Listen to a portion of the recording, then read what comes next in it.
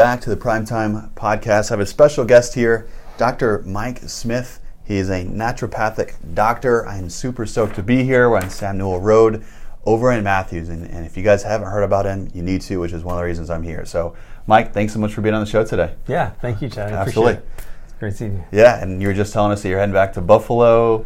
I am. Yep, on Monday for Christmas. So we're glad you're here, not Buffalo. It's supposed to help out with our clients and all those that are listening to kind of wonder what a naturopathic doctor even is. So let's start there. Tell us a little bit about your story and really how you became a naturopathic doctor. Sure. You know, for me, I never kind of grew up thinking I'm going to be a doctor.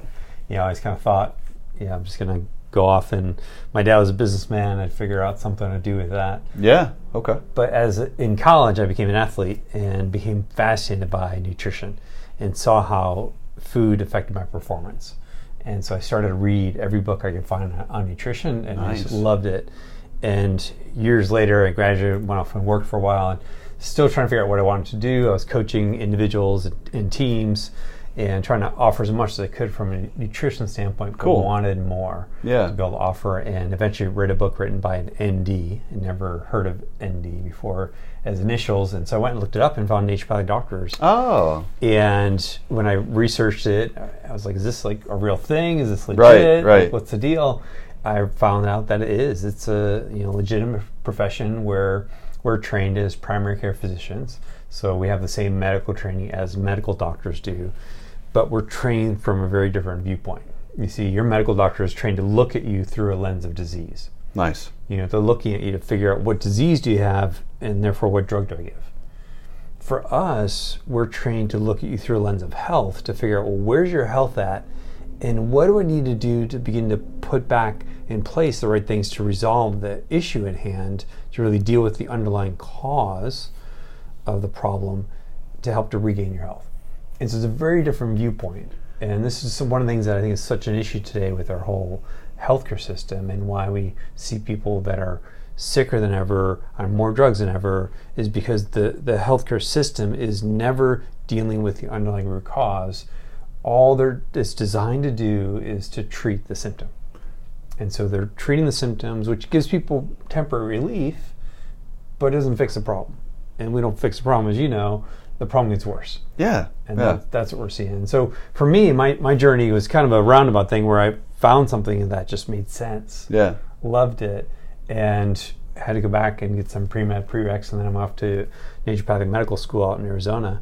And just, it was such a different experience than undergrad.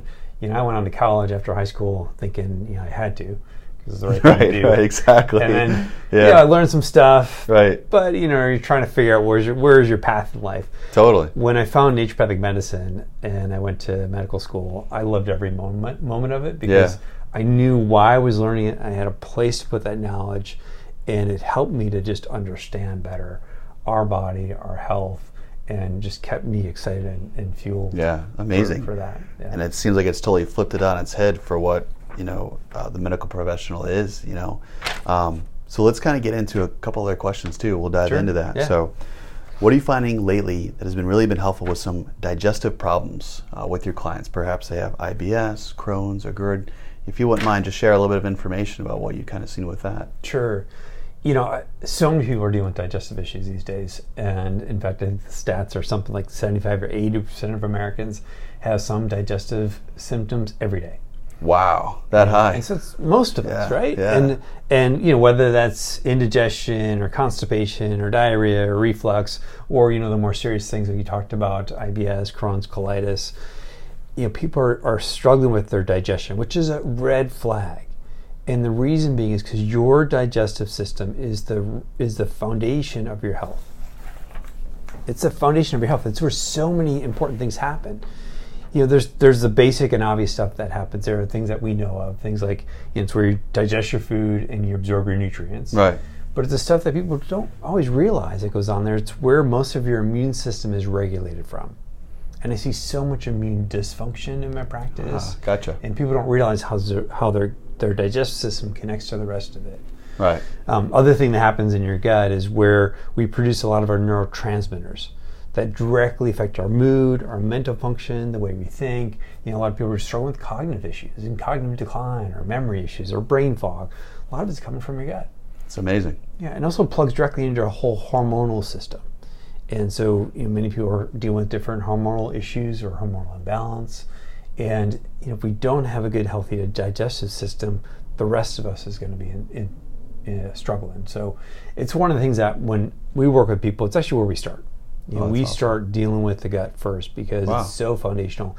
It impacts everything else. Because if you don't, you just end up treating more symptoms. Got it. Yeah, right? Yeah. And so, we do a number of things and to help people with this. And one of the things is really take a look at what we're putting in our body. Because obviously the food we eat makes a huge difference.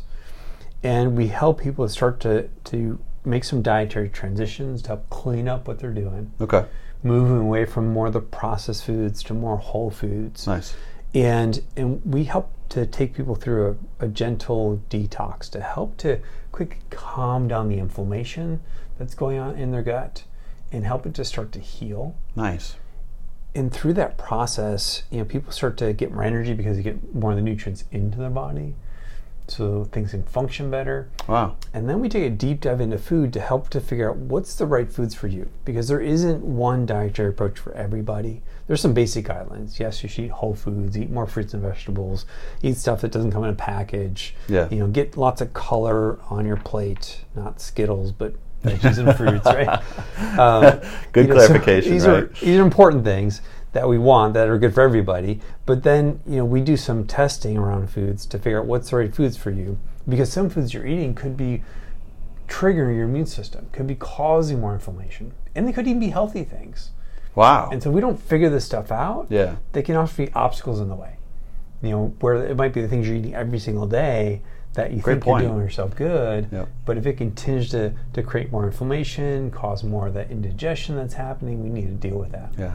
And then other thing that's going on too, when people are dealing with like reflux, and other digestive issues, some of it's caused by the medications they're on. Ah, okay. Or other aspects of their lifestyle. Sure. Stress, lack of sleep, things like that are not allowing their body to function properly. And so, we need to look at everything to figure, okay, what are you doing? What's been going on? How long have you been dealing with this? What medications are you on? Yeah. To help guide people in making the right changes to fix the gut. Because again, if we don't, we're never going to get there with that. That's a lot to unpack right there. But that's really good stuff. It's huge. It's monstrous. Reflux is one of these examples where a lot of people are dealing with reflux. Yeah. They have the uncomfortable symptoms of it, and they're using something to treat the symptom. And whether it's some of the reflux medications that's available now over the counter or your doctor's prescribing it, those medications aren't to be taken for any more than 14 days. Wow. And people are on them for years, if not decades. I had no idea. And people think they're safe because they're over the counter. Right. That's a good point. But they all have a black box warning on them saying not to be taken for any more than 14 days. And the reason being because they don't treat the problem. Exactly. With reflux, the issue is more often that you don't have enough acid in the stomach. Ah. We think it's too much acid because you feel the burning, you feel the irritation. Sure. And that makes sense. Right. But really what's happening physiologically is in your stomach, at the top of the stomach, there's a sphincter. And that sphincter is designed to close and stay closed when the acid level gets high enough. If we don't have enough acid, that sphincter stays open. And that's what creates reflux to happen. Now, the medications are very, very effective in turning off those proton pumps that produce acid. Gotcha. And so you don't produce the acid, so you don't feel it, but you're still refluxing. Ah.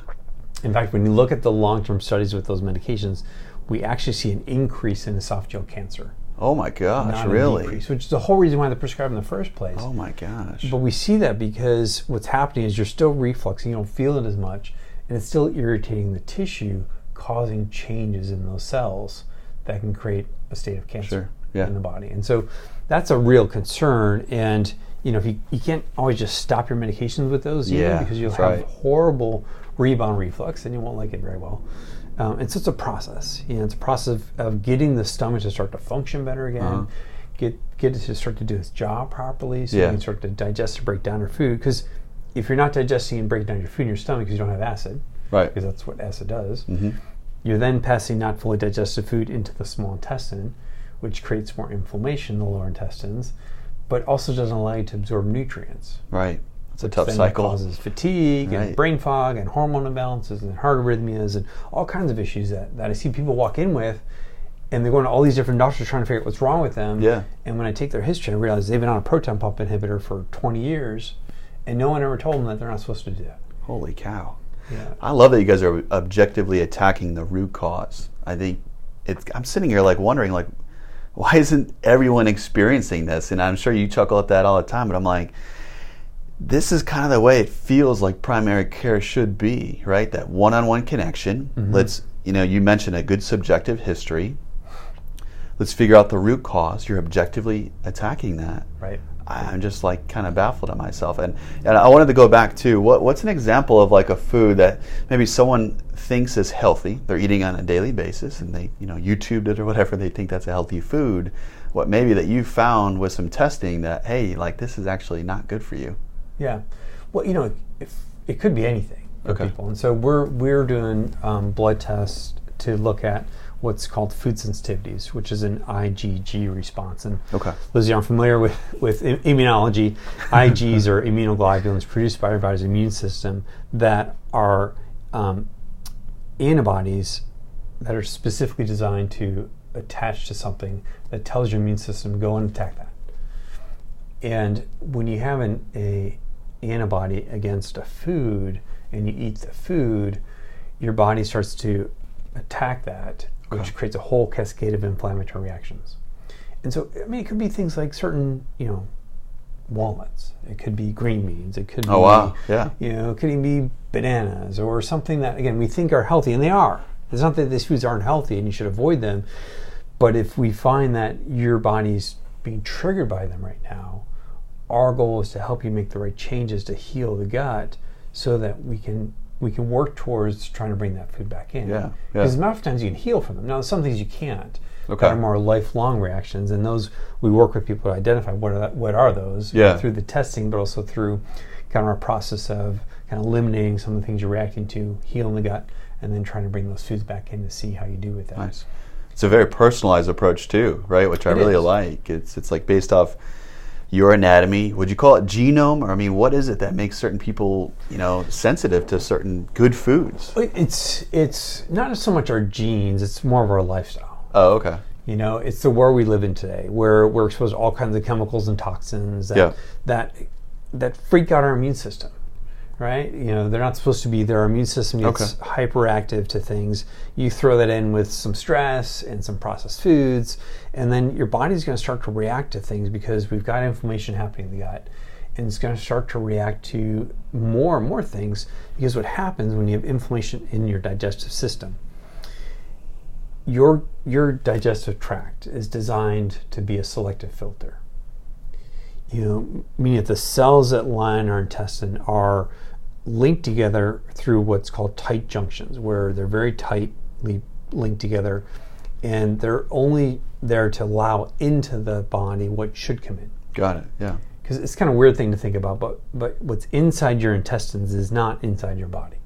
It's counterintuitive, right? It's kind of like you have this tube that runs from your mouth to your anus, and what you put in the tube, we break down through this process of digestion, and then we absorb across that tube into the bloodstream, into the body, the nutrients that we want. And so it's in the tube, it's not actually in your body yet. Gotcha. And so we have this beautiful selective filter to only allow in what we want, what should come in. But with stress, with chemicals in our world we live in, with poor food choices, we start to create some inflammation in that lining of the intestine. That inflammation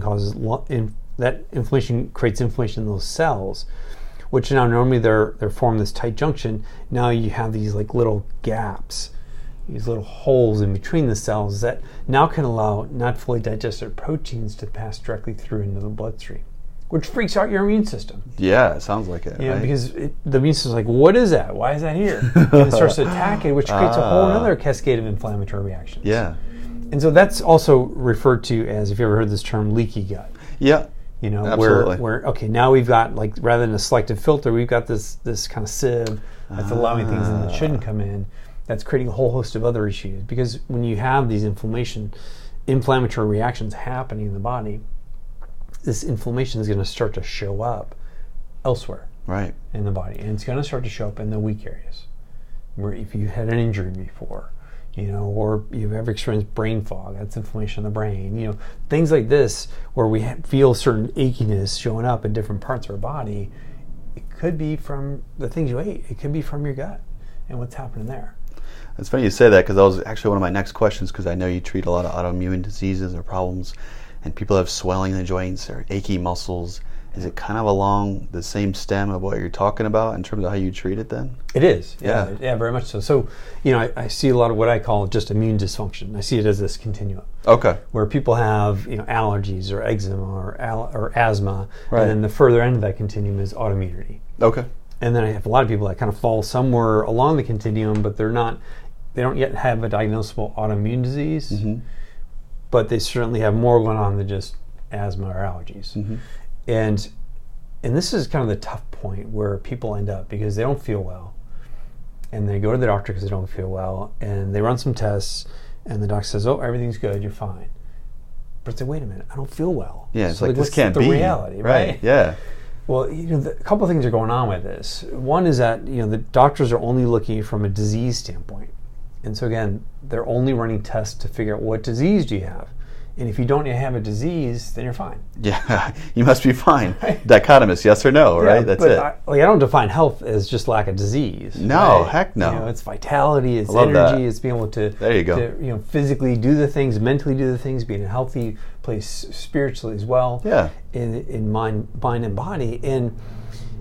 But our healthcare system is only looking at it from a disease standpoint. And so with autoimmunity, this is a common thing where there hasn't been enough destruction done to your tissue to then name what autoimmune disease you have. And so therefore you're fine. Yeah, exactly. Yeah. And so that's so true. The doctor can't do anything until we've destroyed the tissue enough to say, okay, now you have this disease. Right, you've met our standards, you've reached the threshold, so now I can check this box and I can give you a pill for it. Yeah, and I don't think that's a great plan. That's not a good plan. That's a horrible plan. Wait until there's enough destruction done to say, okay, now you have this. Right. I think it's better to preserve function. And so that's the work that we do when we see people in this state is okay, maybe we can't name it yet, but let's not wait to find out. Yeah, please. Let's do whatever we can to preserve function, to get your immune system back into balance. Because what's going on, if you have allergies or eczema or asthma, or you've got some kind of wonky symptoms that probably are autoimmune stuff going on, or you have an autoimmune disease, what's going on in your body is your immune system is overreacting to things. It's reacting to stuff it shouldn't be reacting to. Got it, yeah. And therefore it's not reacting to some stuff that it should. And so, you're not healing properly. You're not able to defend yourself against, certain viruses very well, or, you've got some mutated cells that haven't been cleaned up. And so what we really need to do is bring that immune system back into a state of balance. Absolutely. So it's functioning more appropriately. And so we've got a properly functioning immune system. But, with autoimmune disease in the healthcare system, the way it's treated is, we give you an immune suppressant. So we just shut the whole immune system down, which is not a really good plan. That's not really good either, right? We need our immune system to heal. Yeah. We've got a wound or some tissue injury or something. We need it to help us heal that. Or we're exposed to bacteria or viruses, or we've got some mutated cells to prevent them from becoming cancer. The immune system plays a lot of important roles. Sure. And so we can't just shut it down. No. But that's what they offer. That's all they got. And so, we need to look deeper to figure out where's the issue coming from. And again, like I talked about, the kind of first place is the gut. Yeah. We need to look at our digestive tract, because that's where most of your immune system is being regulated from, to help to kind of correct that dysfunction or imbalance that's happening. And then also figure out, what else is triggering you? Right. Are you living a crazy lifestyle where you're putting yourself under tremendous amounts of stress? Yeah. Well, we need to reassess and figure out, how important is your health? Right. Are you willing to make the changes necessary to regain your health? If you're not, then you know what? I probably can't help you. Right. I like the fact that you're willing to go there, though. It's almost a form of counseling, which I think people need a lot of. It's more that trusty hand holding that someone needs. Like, let's go through this together. Let's figure it out. It just feels so. It's vital. Yeah. Because we work with all aspects of people's health, whether it's relationships or right. kind of their exactly. sleep right. or their work or living arrangements, to help make sure that we're addressing health on a truly a holistic level. And that's just it. It doesn't have to be just the food they're eating. It can be whatever's pooling into that stress, into their cup, which you now have to deal with because it's causing certain symptoms. Yeah. That is getting to the root cause there. And, helping person all the way, like you said, to the living arrangements or whatever else is going on in their life that could be contributing to the symptom, rather than just at the very back end, here's a pill for that symptom, but the root cause is way back here. But, it takes work to get to that. It takes time, it takes energy.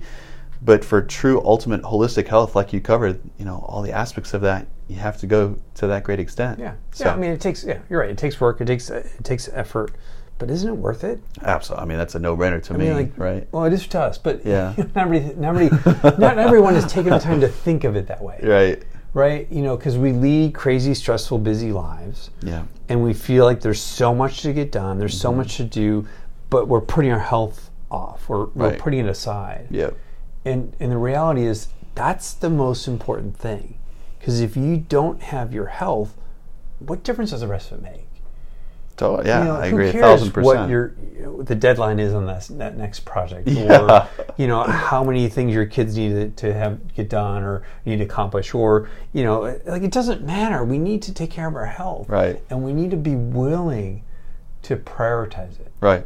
I heard a good quote. It's not mine. I'm stealing it. He said, "Health isn't just expensive; it's priceless." Yeah. That really sticks out to me. It's like, if you don't have that foundation, like you said, the deadlines or anything else, it really doesn't matter. It doesn't matter. And I ask people all the time, like, what's your most valuable asset? And invariably they'll tell me my health.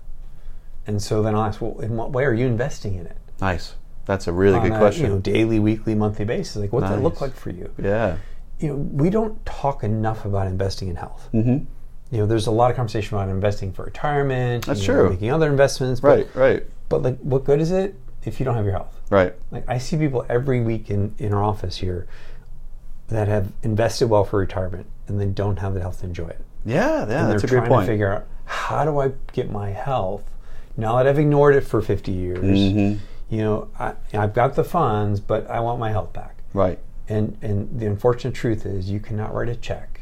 You can't. That's going to give you your health back. Right. It's really determined on what you do today that's going to make the difference on what your health is going to look like in the future. The investments you make now are going to pay off many, many fold in dividends in the future. Right. Speaking of that older group, I'm sure some of them come to you with osteoarthritis. Mm-hmm. I know I've got a certain amount of clients too. The classic healthcare system, they go in there and pretty much instill fear, and it's like, wow, you've got really bad knees, or I love this one, or like, I've never seen knees as bad as that. I'm like, really? How many times do you hear that from patients? Like, how many times does the doctor tell them, well, this is the worst case I've ever seen? Sometimes too, they're like, I've heard this so many times. I know. Who is this fear monger that's doing that to like every client? Or this one too.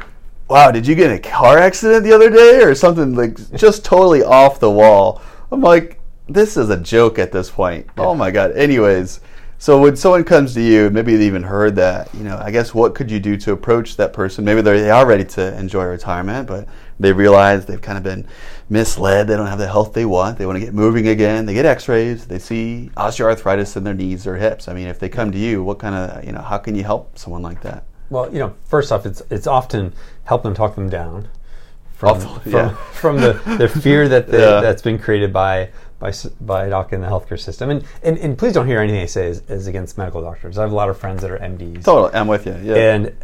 And they care just like you and I do. Yeah. But they've been trained in a different way, and they're stuck in a broken system. Yeah. It's a system that's broken. Yeah. And the truth is, you can't continue to try and find health in that system, because it's not designed to give really people health. No, like you've it's said, a sick care system. Yeah, and if you want more sickness, disease, and illness, then that's a system to use. Yeah. But if you want health, we need to step outside the broken system and do something different. And so the first place often is like, hey, helping them realize that it's probably not anywhere near as bad as you've been told, and let's see what we can do to start to help to bring down the levels of inflammation in your body, which is a lot of the kind of initial stuff we talked about. Help them change their diet, getting them on the right nutritional support or supplements as needed. Helping them. There's certain kind of joint nutrients that can be really beneficial. Nice. Some of it is just hydration. Like I find a lot of people aren't sick; they're just dehydrated. Gotcha. And when it comes to joint health, like hydration's key. Gotcha. Yeah. There's fluid that's supposed to be in the joint, and if you don't drink much water, people sometimes come in and they're drinking like 10 ounces a day. 10 ounces a day? Yeah. Oh my Lord. But they've always done it and they think they're fine. That's probably their normal, right? Yeah, and so it's like, well, hey, let's try and increase that hydration and see how you feel. Gotcha. And I got a buddy of mine who I work out with, and he was asking me actually about his knee one time, because he had knee pain, and trying to figure out like what supplement he should take for it. And I asked some questions, and I realized in asking him, talking with him, he doesn't drink enough water. Yeah. So I say, start here. Let's start with drinking some more water. Yeah. See how you feel. Yeah. A couple weeks later, he says, "Hey, my knee feels great." So gotcha. Again, it's kind of how my mind thinks. It's like, okay, well, like let's start with the foundation first. Like, Perfect. Let's put the big blocks into place. Yeah. Before we start figuring, okay, what's the specialized supplement that is there to help your joints? Like some of you might need it. Right. But you know what? If you take that supplement and you don't drink enough water, it's not going to work. Gotcha. It's not going to help. Right. But if we start with water first, we might realize like, hey, our knees feel pretty good. Sure. And then we start to go through, okay, what are the things that we're doing that's causing inflammation? Start to make those changes in your diet, in your lifestyle to bring down the levels of inflammation. Because if you have pain in a joint, there's inflammation. Right. Like they go hand in hand, right? And then it's also getting them to see someone like you that can help them figure out what's going on in terms of alignment. Right, exactly. Because, if they've been walking a certain way for, a good number of years, that's just it. That, one part of that joint's worn down. Exactly. And if we don't get the alignment fixed, well, it doesn't matter what we do. Totally, exactly. I love that you're, again, at the foundations, because that's kind of what I've realized I do really well too. And there's so much fancy stuff out there, shiny object syndrome in 2020. Right. Everyone wants to go and try this new thing or cool thing or spend a lot of money, and you're sitting there saying, drink some water for God's sakes. And I'm sitting there saying, don't walk like that. Such simple things that honestly, clears up a lot of the problems, at least from a mechanical perspective that I can speak of. The way you sit at work, the way you stand, the way you walk, the way you get into a kneeling position, the way you sleep. I spent a lot of time there. Yeah. And, people usually 5 or 6 weeks later, they develop that awareness like, oh my God, I keep catching myself doing this. Yeah. To your point with the water, I still think how little 10 ounces of water. I'm looking at your water over there, like 10 ounces. Right. But that's their normal. And here they are looking to spend $100 on a supplement or whatever else, and you're like, drink some water, and they're feeling better with that. It's just incredible. So, 2 more aspects I wanted to touch on. We spoke about how people are busier than ever.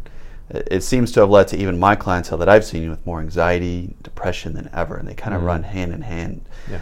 I'm wondering if you could share 1 or 2 things of actionable steps that people could implement right now. Maybe they could try on their own, or maybe they need to come see you for that. But what does that kind of look like for those suffering with that, and how they can start to improve it? Yeah, so a lot of people are struggling with anxiety and or depression, and it's something where again the healthcare model is here, take this pill again, yeah, and if that doesn't work, here, take this pill, and that doesn't work, try this one. Kind of like throwing darts to see what helps. Totally true. But one of the most valuable things, and the research has shown this, is exercise. Nice. Exercise has been shown to outperform every antidepressant and every anti-anxiety medication out there. Preach to that, my friend. That's amazing. So, but yet, people are like, well, I'll just take this pill. They know that too. Even some will know that, and it comes down at times, I think, and I fear it's just easier. It's convenient, the easy way out. But it doesn't fix the problem. No. If you stop the meds, you're still right back where you were. We didn't do anything. Or it can be tough to come off those sometimes too. Yeah, it'd be very difficult. You're playing around with serotonin, right? That's a strong. Now they're really struggling to try and get off some medications that they've been using for a while, and they're feeling the negative effects of coming off it. As well, all of them have significant side effects. I don't really call them side effects anymore. I stopped doing that years ago. They're just the unintended effects of the drugs. They do all these things. Yeah. They're just not what the drug company wants you to think they do. They're unintended. Yeah, I like that. And so, some people, they notice they have low energy, they don't sleep as well, they have low libido, right. Things that are impacted that are really important. So the exercise is super important. The other things that we look at is cleaning up your diet. Nice. Because I know when you don't feel well, especially if you're in more of a depressed state, we can turn to food as comfort. Well, that's just it. Bring out the ice cream and whatever. Yeah, and it takes some initiative. It takes some commitment to be willing to make some different choices. But it's so profound because, as I talked earlier about our digestive system, it's where we produce most of our neurotransmitters. Can I interject there? Yeah. So for those of you that have heard this term now for the second time and they're trying to bring their ear closer to as maybe they're driving and they listen to this right now or checking in, can you kind of boil it down, slow that down, like neurotransmitters and how that really is affected? Sure. Yeah, no, thanks for asking, because sometimes I explain things. It's just so natural. I do the same thing. I know, and everybody else does. But so neurotransmitters are little chemical messengers, part of our nervous system, and they help the neurons communicate back and forth. And common ones you've heard of are serotonin, dopamine, norepinephrine, epinephrine. These are common neurotransmitters that you've heard of. And most of the medications that are used to treat anxiety and depression are trying to alter, or I'll describe better in a way how they do this, the neurotransmitters in our nervous system, in our neurons.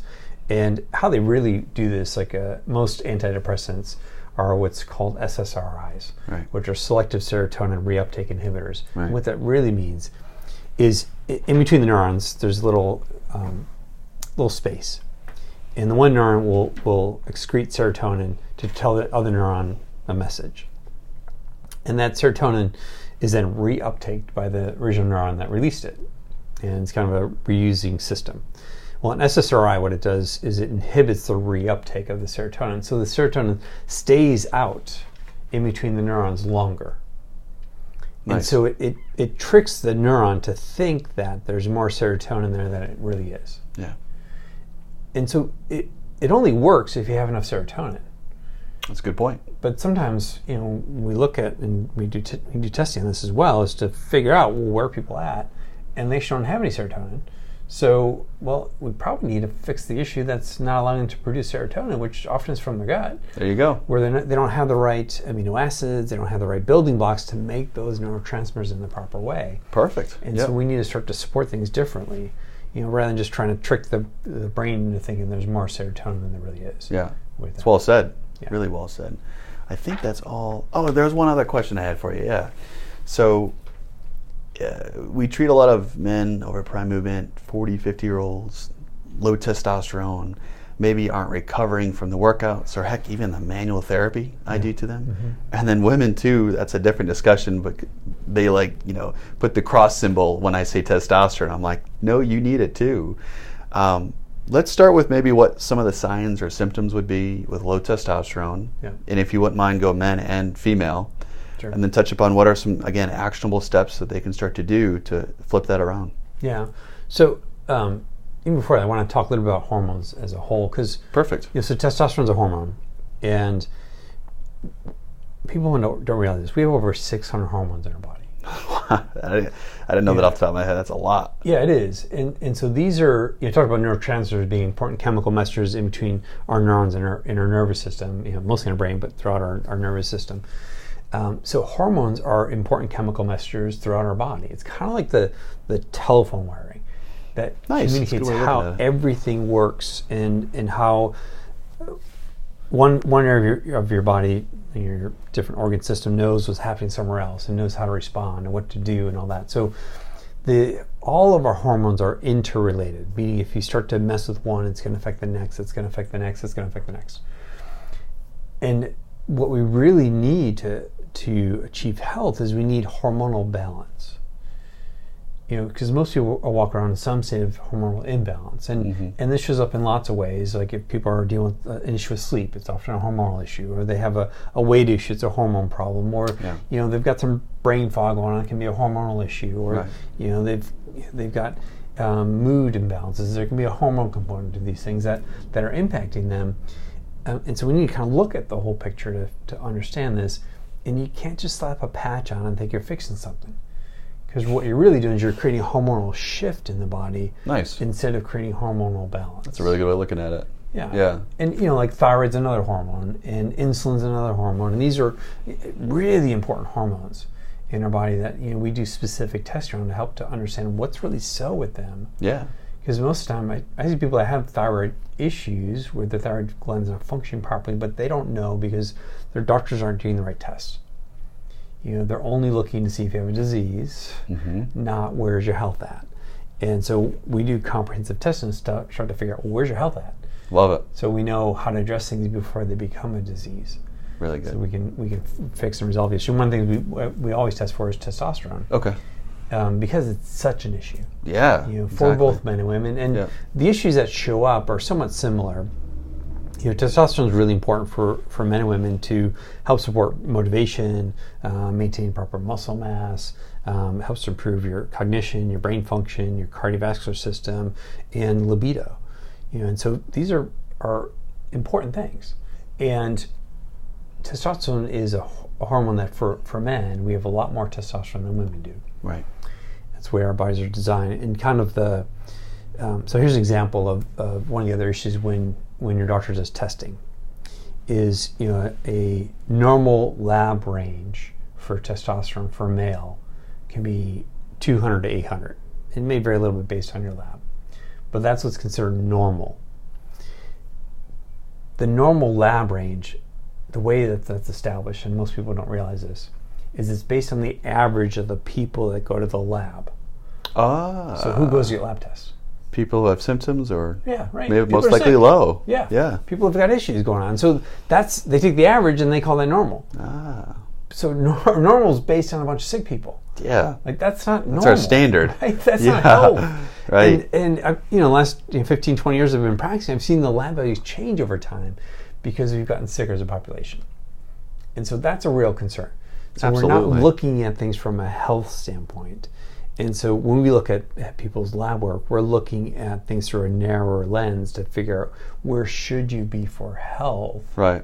Not what's normal based on a bunch of sick people. Right, exactly. So, testosterone for a male, 200, 800 is a big range. Yep. That's a huge range. Right? Yeah. And so if you get your blood tested and it's 250, your doctor's going to say, hey, you're normal. You're good. Yeah. You're on the low end of an already preceding 6 scale. Yeah, right. And so, 250 for a male is really bad. Like, that's really low. Yeah. Like, you're not going to have any motivation. Right. You're going to be struggling to get through your day. Right. You're not going to have a lot of energy. You're certainly not going to have a libido. You have a hard time maintaining muscle mass, and it affects your self-confidence. It affects the way you show up in the world. Yep. Testosterone for us is what makes us male. Yeah, absolutely. And this is an epidemic because I test everybody's testosterone level, and it's rare for me to find a male's level over 500. Holy Moses. Regardless of age. Really? Yeah, even guys in their 20s. I had guys in his 20s, and his was 237. Can stress affect that? Yes, very much so. So like stress affects everything. Yeah, right? yeah. But in a more direct way to understand this, when you're under stress, that causes another hormone to be put out, which is called cortisol. Yeah. Cortisol affects a whole host of other hormones and can lower testosterone. Yeah, and so it's important to realize there's lots of things that factor into this. It's not like, oh, you have low T, here, go do this. Yeah, exactly. Right? When you look at kind of what's going on the whole scale, but it's such an epidemic that I think really what's going on is it's the world we live in. Yeah, it is. Again, I think there's a lot of the chemicals and the toxins that we're exposed to are inhibiting testosterone production. And I see it in women as well.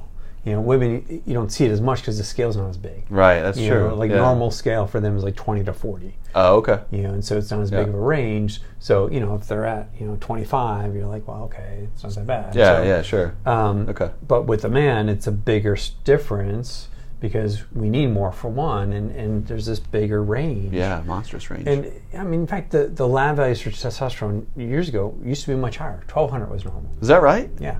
1,200? Mm-hmm.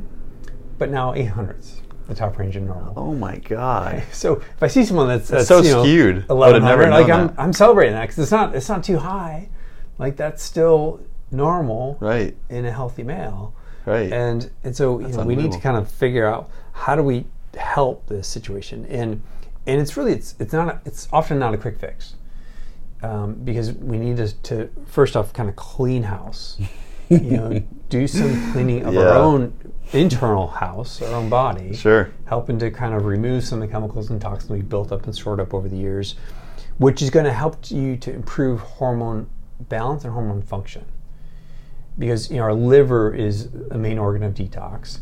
It's also what helps to metabolize hormones in the proper way. Nice. And when we're exposed to certain chemicals and toxins, many of these are endocrine mimickers, and many of them are what's called estrogen mimickers or xenoestrogens. They can act like estrogen in the body. Gotcha. And so when that's happening, we don't produce as much testosterone. Gotcha. Because it's being suppressed by the estrogen. Okay. And so when we clean house, we can help to remove those chemical estrogen mimickers out of the body and help to start to improve testosterone production. Then we need to kind of look at our actual house that we live in, and what are we putting in or using in our house? What chemicals and things are we exposing ourselves to? Yeah. And how do we help to start to clean that up? Perfect. Because if I clean you up and then I send you home to a toxic home, right. Well, we're not getting very far. Yeah, right? That's true. And then we need to start to look at what are you putting in your body, what the fuel you're consuming, helping you clean up your food choices in a way. And then the other really important component is exercise. Yeah. Specifically muscle building exercise, because that will help to stimulate testosterone production in the body. Yeah. And then the other factor that I find too that affects a lot of men is that we don't hang out very much anymore with other men. That's actually a great point. And so I can definitely speak of that myself. Yeah, like I know for me, like I, got married, had kids, and I remember looking around thinking, where the heck did all the men go? That's pretty much what happened to me. Yeah, well, it's a problem. It is. Because we need male relationships, healthy male relationships, and hanging around with other guys helps to boost testosterone levels. This is freaking awesome. And so, one of the things I ended up doing 5 years ago now was joining a men's group called F3. Cool. So I think you've heard of. Yeah. And F3 is a men's group that sits for fitness, fellowship, and faith, where we meet up in schools, playgrounds, parking lots, outdoors in the early morning hours, usually around 5 or 5:30 to work out. And we also have opportunities to get together for fellowship, and we have opportunities to get together for faith and Bible study and things like that. Very nice. But it's a men's group that's free, which I love. It's started here in Charlotte, but is now expanded throughout the country. That's amazing. And really helps to connect men and to provide men with male accountability. We really need to become a better man. We do. We do. We feel it. I know I feel it. And if it's been a long time, because I got a 2.5-year-old, I got a boy on the way. But when life hits, I'm a small business owner, as well. Taking care of that, man, your hands get so tied. And for me, all my life was sports, undergrad. Roommates were guys. Right. Grad school roommates. I had a class of 50 I was around with all the time. So I always had my pack of guys, and you just feel it, it's like there's some strength within that, some unity. Yeah. It's almost innate in nature. And it's really important. It's one of the things I think women do much better than men. That's a great point too. Where women maintain other female relationships. They get together with their female friends. They go out, socialize, hang out. Where guys don't. We really don't. We're not very good at that. No. So we need to be intentional around finding other guys to hang out with. Yeah. Whether it's working out or Bible study or something where we have other men to be around. Yeah. Because that does make a difference in our ability to continue to produce more testosterone. So let me ask you, just kind of wrap up. I imagine this is a different process than going to a traditional primary care doctor where they're sick once a year and they go and get their pills. So, for those who aren't sure, what does that process look like working with you? Do they come in for an exam, and what happens from there? What's that looking like? Yeah, no, great question. So, it is quite different. So our practice is here in Matthews, North Carolina, and we're Carolina's Natural Health Center. And to work with us, we really want to make sure you understand kind of who we are, what we do, but more importantly, that you're in a place where you recognize you need help and you're ready, want to do something different. Because we are very different from traditional medicine. We're not just here to give you another pill and send you on your way. We're here to focus on figuring out what's really going on, helping to determine the underlying root cause, and we do that through some comprehensive testing to figure out kind of what's so in your body, what's happening, and then we use the test results not to treat the symptoms. That's not the answer. But instead, we're going to focus on giving you the right tools, training, and resources, because we're going to teach and educate you. And we spend a great deal of time to educate people because we want to empower you. We want to make sure you're in control of your health, that you're in charge, you're back in the driver's seat, because it's yours, it's not mine, it's not some other doctor's. Right. And so we're going to help you to understand not just what to do, but to make sure you understand why.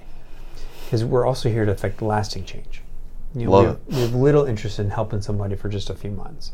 We really want to help to set you up for the rest of your life, so you can not only feel and function better, but to really have true independence of your health for the rest of your life. And so our process, it looks like this, where you can give our office and schedule a free discovery call with one of our wellness consultants, and they'll just talk to you a little bit more about where you're at and make sure this is something that makes sense and is a good fit. At that point, they'll schedule with an evaluation with me. We'll do a complete wellness evaluation to kind of evaluate your health, where you're at now. We're going to talk about how your health is impacting your quality of life. We're going to get into and talk about what's the destination, where are we going? Great. What are the goals that you have? I'll talk about some goals I have for you as well. Nice. We'll make sure that they're congruent and they're realistic, and then it will help you understand how we can help you to get there, what that looks like to work with us. Because our process is such that we're going to create a plan, a program specifically for you. It's what we call our optimal wellness program. And all of our programs are customized because everybody's coming in with different stuff, different things, different goals. And we're going to, during that evaluation, figure out what that looks like for you. And we'll help you understand that. It's kind of like a blueprint for your health. Because the other challenge I find a lot of times is people want better health. And they're trying lots of different things. They're trying a fitness program, or they're trying a detox, or they're trying this diet or that diet, or this supplement or that supplement. But they're not seeing the results that they hope for. Mm-hmm. And it's not their fault. Like, the reason is because they didn't have a system to follow. Yeah. 94% of all failure comes from not having a system. And this is where people are really being challenged, because they want it and they're trying all these different things, and it just becomes another expense. Right, exactly. And sometimes it's great stuff. Like, sometimes it's like an awesome supplement that I would completely agree with, but it's like step 8. Right. We haven't done step 1 or 2, and so no wonder why I'm not seeing the results. Just throwing stuff at the wall and hope it sticks, kind of thing. Yeah, and so we help to guide people through a systematic plan so that we literally take you through it step by step, day by day, week by week, so you can make the changes you need to make, because we're talking about real lifestyle change for the rest of your life. And so it needs to be sustainable, it needs to be doable, it needs to be realistic, and we've coached thousands of people through this process, so we're really good at it, and we understand how to help people overcome obstacles that can be in the way. And so we'll talk through that plan for you, and if you feel like this makes sense, we're going to check in and make sure that it's a good fit for us, and that you're ready to do your part, because it's a partnership in this process. And then if we're all in agreement, we're going to help you get started. That's awesome. Day with your program, so you can get on the right path and truly regain your health again, and stop trying to spend extra time or money, or keep going to the healthcare system, using your insurance card, thinking you're going to get health. Right. And the other thing that's important for people to understand is that I think there's this over-reliance or thought, because we've really been misled around this, that if I've got a health issue, I just take out my health insurance card and it's going to give me health. That's like a whole series we could talk on that. You'll get me fired up. Keep going though. This is good. I'm going to get warmed up. But it's like, when's the last time that thing paid for health? That's a brilliant question. It doesn't. And and this is where that's really good. It's like people are banging their head against the wall, think they're going to get health, trying to use this card.